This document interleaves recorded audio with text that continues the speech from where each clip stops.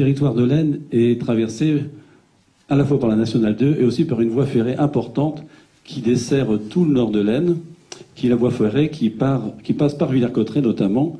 Et cette voie ferrée passe par Villers-Cotterêts, Soissons, jusqu'en Thiérache. Cette voie ferrée, je vais vous rappeler quelque chose que vous ne savez peut-être pas, est tristement célèbre parce que la dernière catastrophe ferroviaire la plus mortelle de France a eu lieu près de Soissons. Il y a eu 116 morts il y a plus de 30 ans. Donc, cette voie ferrée est très mal entretenue. Elle était mal à l'époque, c'est ce qui a provoqué cet accident, et elle l'est encore aujourd'hui. Et de fait, cette voie ferrée mal entretenue n'irrigue plus nos territoires comme ça devrait l'être. Alors effectivement, on ne lie pas toujours le développement économique et le développement de l'emploi à une structure, que ce soit ferrée ou routier, mais on constate, et je l'ai constaté puisque le département a mis en place un plan départemental de l'habitat, et hélas, on constate que là où les territoires, il y a de la mobilité, on a des gisements d'emploi parce que les gens, on n'est qu'à 100 km de Paris, on a eu moins d'une heure de Paris, on a un bassin d'emploi important qui est Roissy en France et qui est la ville de Paris directement. En train, il est impossible d'avoir un emploi stable à Paris si on n'est pas capable de prendre un train et d'arriver simplement à l'heure. Alors je sais que Roissy en France est un vrai problème parce que c'est la concentration de toutes les voies ferrées. On a la chance d'être à la fois dans un cône très irrigué, mais de fait, on le paye aujourd'hui parce qu'on nous empêche de rentrer en gare du Nord comme on devrait pouvoir y rentrer. Et de fait, nos trains sont toujours mis à l'arrêt avant la gare quand il y a beaucoup de trains qui arrivent en même temps dans cette voie, et que ce soit au départ ou à l'arrivée. Donc on est délaissé. Je crois que le château de Villers-Cotterêts, le président Frigoto l'a rappelé, et le président de la République a fait un axe fort de ce développement du château de Villers-Cotterêts. Il se trouve que Villers-Cotterêts, c'est sur cette voie ferrée. Que ce tunnel de Vierzy dont je vous parlais, c'est juste après, c'est pour arriver à Soissons. Mais si on ne fait rien pour cette voie ferrée, on va continuer à asphyxier nos territoires. Et si on veut vraiment, rapidement, j'oserais dire, changer la tendance, je pense qu'il faut mettre un accent fort et mettre un effet de levier important sur cette voie ferrée, avant même la route. Et pourtant, l'état de la route, si vous la prenez soir rentrant, vous apercevrez, comme je le dis souvent à monsieur le préfet, il faut que sa berline soit avec de bonnes suspensions, sinon on est vraiment très secoué. D'où le coussin dans votre voiture, monsieur le préfet. C'est ça. Je taquine le préfet, mais... Un mot, moi, sur le rail, pour répondre au vice-président chargé de l'économie. Le sujet va être un peu dans l'actualité, j'ai le sentiment, dans les jours et les semaines qui viennent. Et donc, on va sans doute beaucoup en parler. Notre conviction absolue, c'est que le rail a été, en France, un facteur d'aménagement du territoire très utile.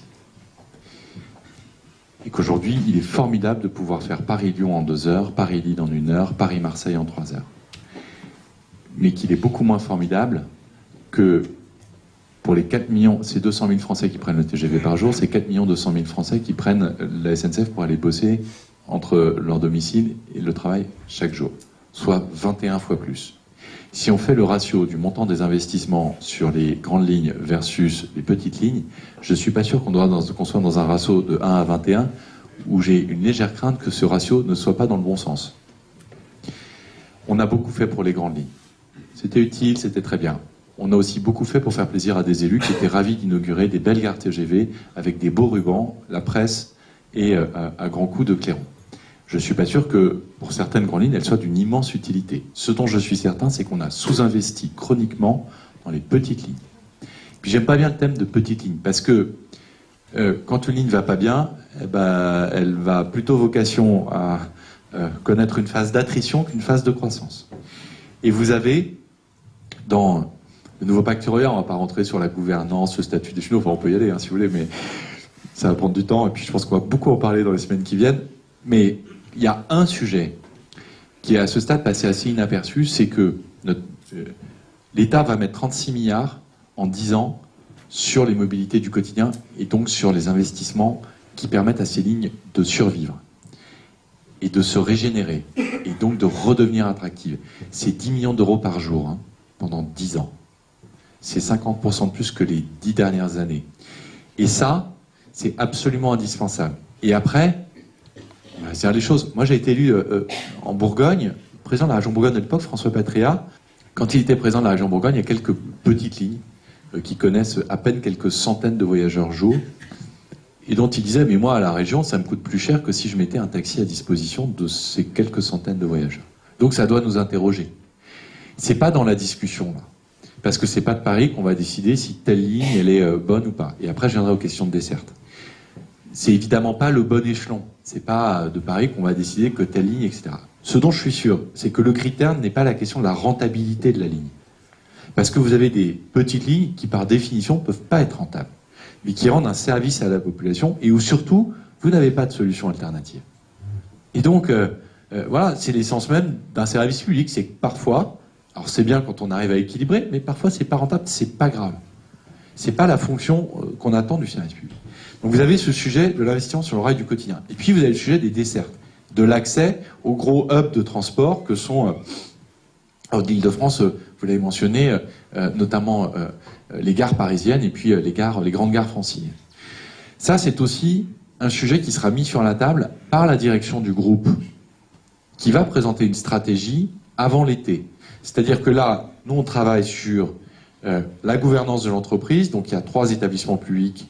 On aura une entreprise, une société nationale à capitaux publics à la sortie.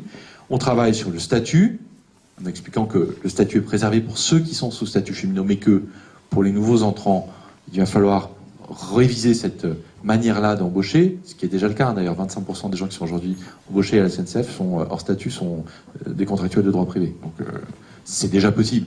Sur les 135 000 ou 140 000, il y en a déjà 25 ou 30 000. Donc manifestement, ça n'est pas la fin du monde. On doit pouvoir y arriver. Mais ces sujets-là, il y a aussi la question de ce que l'entreprise peut faire. Parce que la dette de la SNCF, qui en gros c'est 50 milliards à la fin de l'année, on prend 3 milliards par an, l'État met chaque année, juste pour avoir une idée quand même, l'État met chaque année dans la SNCF plus que dans la police et la gendarmerie réunies. Voilà. Pour vous donner juste une idée, c'est 14 milliards. C'est plus que la police et la gendarmerie réunies. Donc on peut continuer à envoyer de l'argent. Je ne suis pas sûr qu'un service public qui est plutôt moins ponctuel, on a sous-investi, et qui a un service plutôt moins bon aux usagers, doit vous coûter beaucoup plus cher. J'ai plutôt tendance à penser qu'il faut qu'il coûte un peu moins cher et que le service soit un peu meilleur.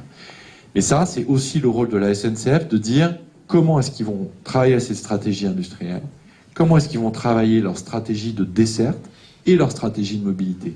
Et quand on nous dit qu'on va trop vite, il y a un truc qui s'est appelé les assises de la mobilité, ça a commencé en septembre dernier. C'est depuis le mois de septembre qu'on discute justement de comment est-ce qu'on repense les mobilités à l'heure des nouveaux modes de mobilité, des mobilités en partage, de la réorganisation des véhicules autonomes. Comment est-ce qu'on repense tout ça? On y est depuis septembre-octobre. Et la question de la SNCF, elle vient se mettre dans cette réflexion globale. Parce que si on réfléchit le rail d'un côté et les autres mobilités de l'autre, enfin, je sais pas faire, ça peut pas fonctionner comme ça. Donc sur les mobilités du quotidien, on mettra beaucoup d'argent parce que il n'est pas normal qu'on fasse Paris-Lille en 1 heure ou Paris-Lille en 2 heures et qu'on mette 25 minutes de plus pour faire Paris-Orléans qui a 30 ans. Et ça, c'est un truc que j'arrive pas à expliquer. Cet exercice de porte-parole à décentraliser, c'est la première fois que je le fais avec une collègue du gouvernement. Et je veux vraiment beaucoup la remercier parce que j'aurais pas pu répondre à plein de questions qui ont été posées ce soir. Remercier beaucoup les gens qui nous ont accueillis parce que c'est un très bel endroit.